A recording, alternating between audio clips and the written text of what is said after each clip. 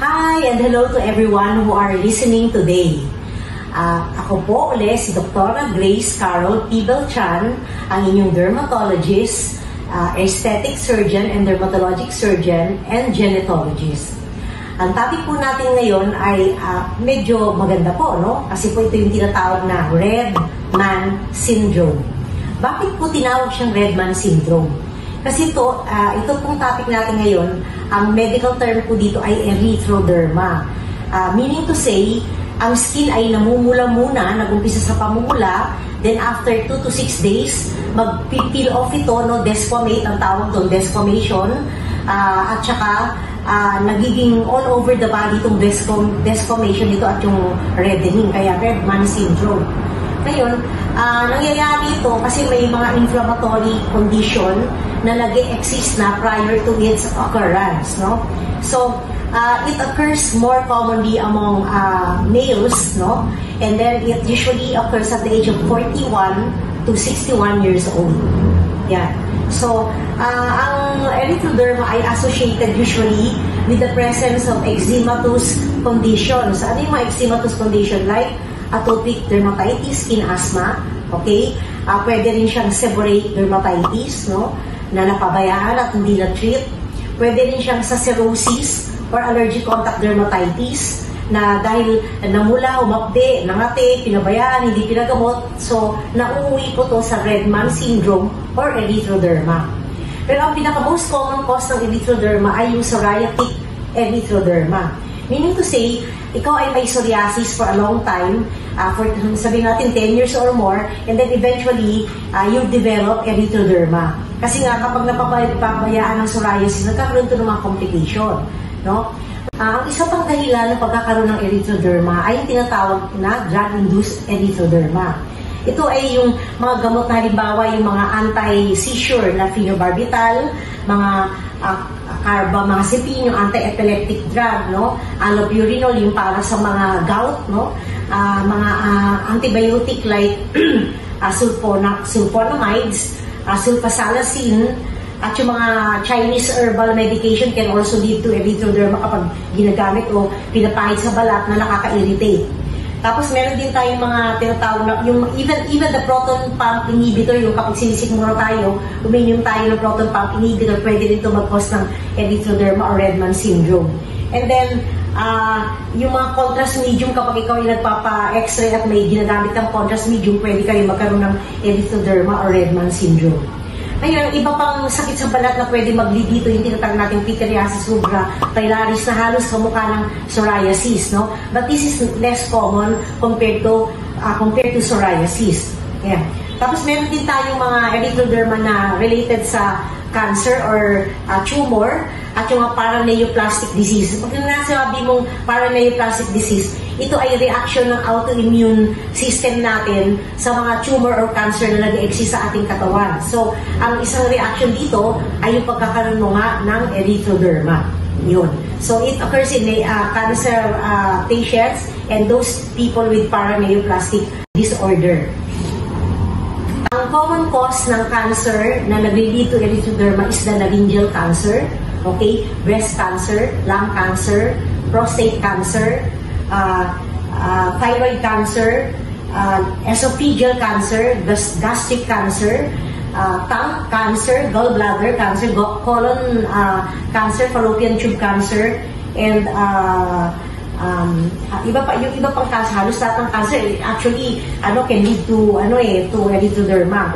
But in 25 to 40% of cases, this is caused by the blood cancer known as lymphoma, no? Yung mga mycosis fungoides, cutaneous T-cell lymphoma, at saka yung mga Sézary syndrome and Hodgkin's lymphoma. Yeah.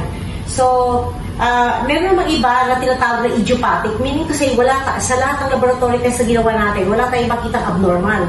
So, nililabel natin to as idiopathic, meaning hindi natin na-detect kung ano talaga yung dahilan. Kasi kung na-detect natin yung dahilan, mas maganda, no? Dahil pag natanggal mo yung trigger, syempre, pwede mong ma-stop yung process ng erythroderma. Ayun ang kagandahan kung na-identify natin yung cause. Okay.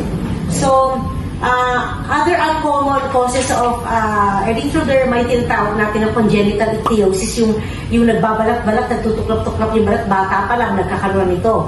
Yung severe infection na tinatawag na Staphylococcal scalded skin syndrome, mga bullous diseases like yung mga bullous pemphigoid, mga para nagbubulutong all over the body, at saka yung mga yung tinatawag nating connective tissue disease kagaya ng dermatomyositis. Pwede rin tayo magkaroon nito kapag meron tayong transplant or implant na yung tinatawag nating graft versus host disease. And it also occurs in people who underwent irradiation. Okay.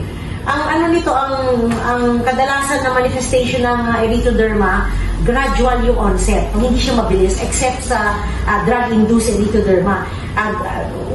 Una, mamumula yung balat, no? Medyo hahapde, medyo kakate. Tapos saka magsisimula yung 2 to 6 days after naman na mula yung balat, magtutuklap-tuklap na yung mga balat. Tapos ito ay nagkakaroon ka rin sometimes ng fever. Yan. Bright red, dry, and warm, indurated skin. Pag ikaw ay merong eczematous condition kagaya ng atopic dermatitis, very fine lang yung scales, maliliit, very fine. Pag ikaw naman ay yung mga parang nagbubulutong, lumalabas na crusted scales. Ibig sabihin, may mga langib-langib na itim na parang matigas, ayun ang lumalabas kapag ang cause ng erythroderma mo ay yung parang may bulutong-bulutong, no? Kapag ka naman drug reaction exfoliative, talagang parang nagtutuklap makakapal na scale na kumisa nagbabasa-basa pa. Usually drug yun. Kapag naman yung brown light, yung parang giniling na, yung parang inano mo na bigas, yung giniling na palay, no? Nakita ko durug-durug yung cover ng palay, parang gano'n yung brown light scales kapag ikaw naman ay merong seborrheic dermatitis.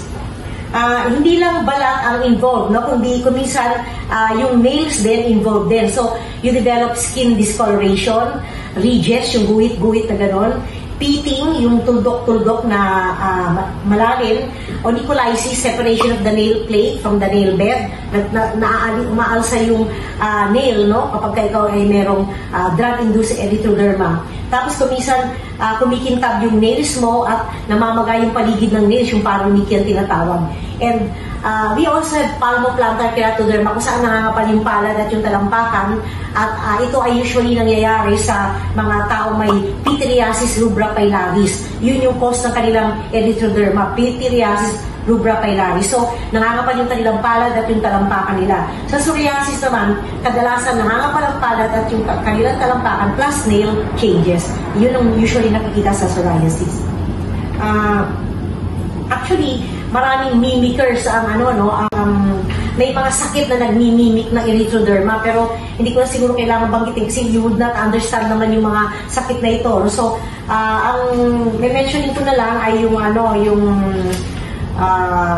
systemic manifestation. Kapag ikaw ay may erythroderma, kuminsan ikaw ay giniginaw. Kasi siyempre nawala na yung upper surface ng balat mo eh. So, exposed, raw skin, no? So, you get colder kasi nga wala ng additional protection na nag-cover ng katawan mo. Kaya ang feeling mo, lagi kang giniginaw, lagi kang nag-shiver, tapos pulang-pula yung balat mo, tapos makate.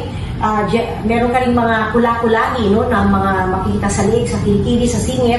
Tapos meron ka rin pamamaga ng mukha, pamamaga ng binti, at pamamaga ng paa, no? Ayan, yun yung tinatawag na facial, pedal, and pretibial edema. Tapos, yung bumababa yung temperatura mo, ikaw ay nangangayayat, nagkakaroon ka ng paglaki ng atay at paglaki ng spleen. Tapos yung lalagnatin ka na.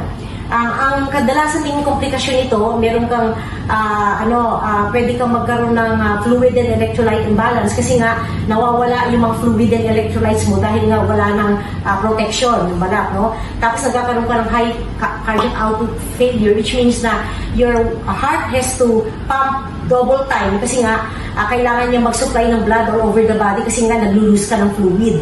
At pagkatapos, pwede ka rin magkaroon ng sepsis, yung generalized infection. Kasi nga, yung skin barrier mo, damaged na. So, you can easily get microorganism penetrating your body. Ayun na yung tinatawag nating sepsis or infection na nag-widespread na.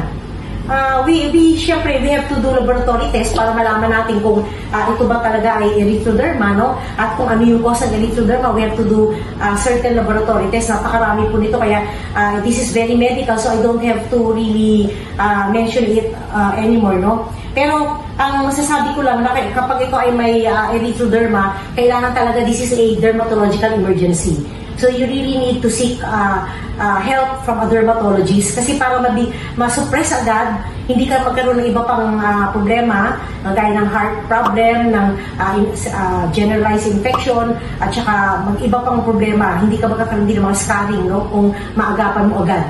So this is a dermatological emergency which needs immediate treatment. Tapos, kung minsan, meron ka din nga yung mga nabanggit ko kanina, pwede ka rin magkaroon ng hindi lang bacterial, pwede rin fungal at saka viral infection kasi nga very susceptible na yung skin mo sa mga ganitong microorganism. Ayun ang treatment natin dito ay syempre kung drug-induced, tatanggalin ba yung gamot na nag-cause ng ng erythroderma. Kung mga naman, mga eczema, syempre you apply the appropriate treatment for psoriasis, for atopic dermatitis, no? We can also give oral medication, yung mga immunosuppressive, para mag-stop kagad yung proseso at hindi na mag-progress pa sa mas malalang sakit. Yan. Tapos, kung drug, wala tayong problema kasi natanggalin mo lang yung drug, okay na. And then you also have to make sure na yung nutrition ng pasyente at yung fluid support ay ibibigay din po natin during the time na nagpapagamot siya. Tapos meron din tayong antihistamines na ibibigay, ayun nga, at saka yung mga just like the one I mentioned kanina, yung immunosuppressive oral medication like cyclosporine, infliximab, acitretin, methotrexate, etanercept, dupilumab, depende kung ano po yung pinanggalingan ng sakit ng pasyente. We can also do UVB or phototherapy, ayan, para mag-stop na kagad yung process.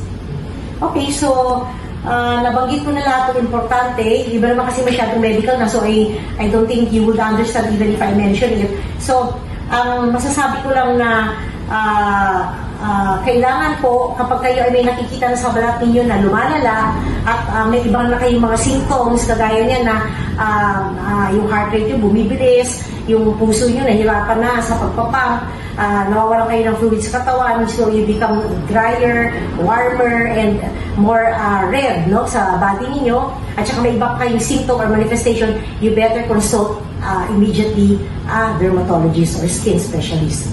Okay?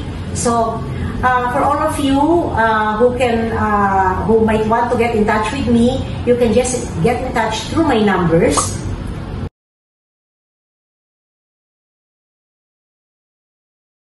And then, please follow and share my account.